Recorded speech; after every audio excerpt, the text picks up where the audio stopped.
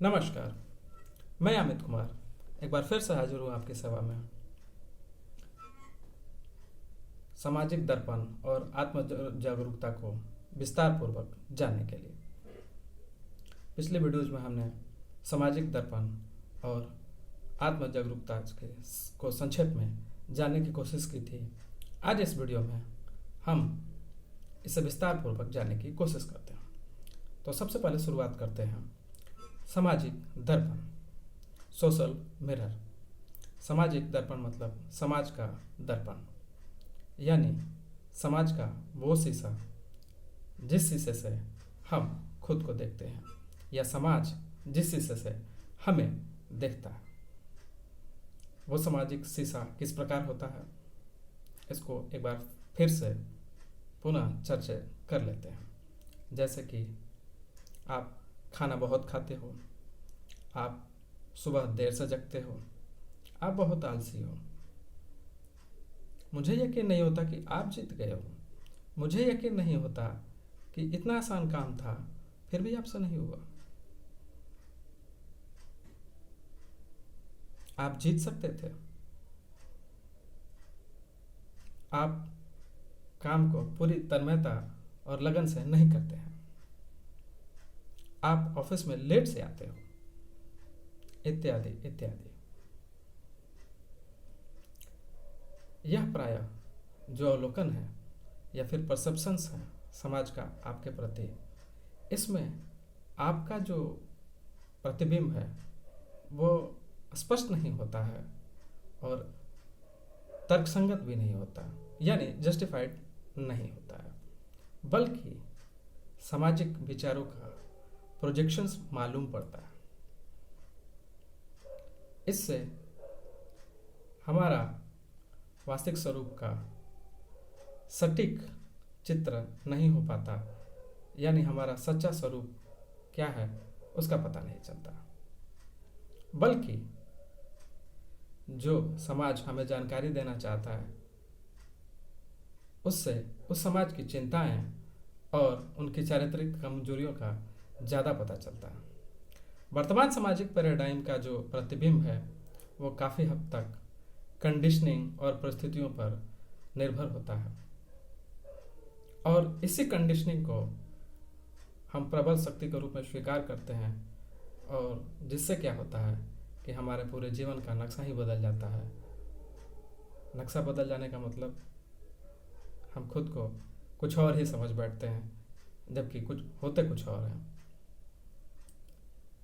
तो बेसिकली यह सामाजिक दर्पण 3 तरह के होते हैं, जिसे हम आनुवंशिक नियतिवाद यानी जेनेटिक डिटर्मिनिज्म कहते हैं। दूसरा है साइकिक डिटर्मिनिज्म यानी मानसिक नियतिवाद। तीसरा है एनवायरमेंटल डिटर्मिनिज्म यानी परिवेशीय नियतिवाद। आनुवंशिक नियतिवाद यानी आपके बाप दादा गुस्सैल थे, वो आपके डीएनए में आ गया है, इसलिए आप भी बहुत ही गुस्सैल हैं। आपको क्रोध बहुत आता है, आप क्रोधी प्रवृत्ति के हैं। आपके बाप दादा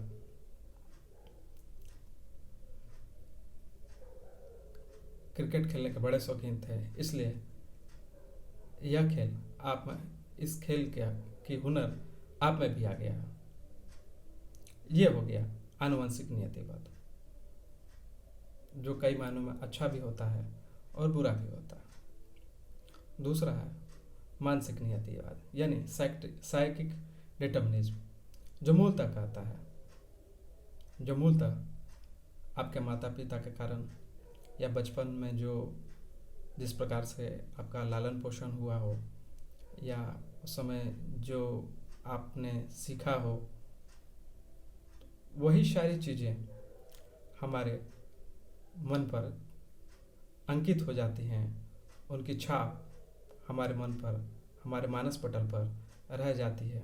जैसे कि बचपन में कभी अपराध होने पर माता पिता ने डांटा होगा तो हमें अपराध बोध हो जाता है, तो वो फिर वो जीवन भर हमारे साथ रहता है। या कभी किसी से तुलना की जाती होती तो फिर वो तुलना हमेशा हमें याद रहता है, और फिर बड़े होने के बावजूद भी जब भी कभी किसी से तुलना होती है तो हमें बड़ा कष्ट होता है। ये हुआ साइकिक डिटर्मिनिज्म। तीसरा है एनवायरमेंटल डेटिंग। मान लो आप ऑफिस में काम करते हैं तो बॉस के कारण हो सकता है, आप बिजनेसमैन हैं तो बिजनेस राइवल के कारण हो सकता है, पति पत्नी हैं तो हो सकता है, आप पति हैं तो पत्नी के कारण हो सकता है, पत्नी हैं तो पति के कारण हो सकता है, या फिर आपके घर की आर्थिक कंडीशन ठीक नहीं हो उसके कारण हो सकता है, या फिर आप दोष देते हो कि राष्ट्रीय नीतियाँ ऐसी हैं इस कारण से हमारा हो सकता है, या फिर ये घटना हमारे जीवन में न होती तो हम बेहतर होते, इत्यादि इत्यादि।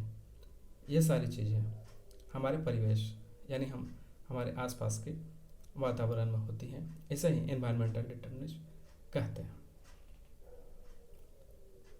इससे हमारे जीवन का सही नक्शा नहीं मिलता और हम गलत ट्रैक पर पड़ जाते हैं या गलत ट्रैक पर चले जाते हैं, जिससे हम जीवन भर दुखी होते हैं, या यूँ कहें हम जीवन से निराश हो जाते हैं, बस किसी तरह से जीवन काट लेते हैं। तो क्या इसको सुधारा जा सकता है? बिल्कुल सुधारा जा सकता है। उसका हल क्या है? उसका हल है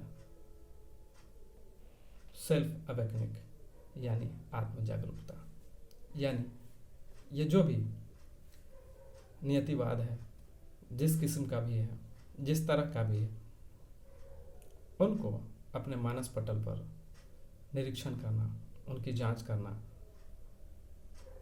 उनका अवलोकन करना कि वास्तव में क्या है, ये वास्तविक हमारा स्वरूप क्या है, और फिर उसके अनुसार कार्य करना।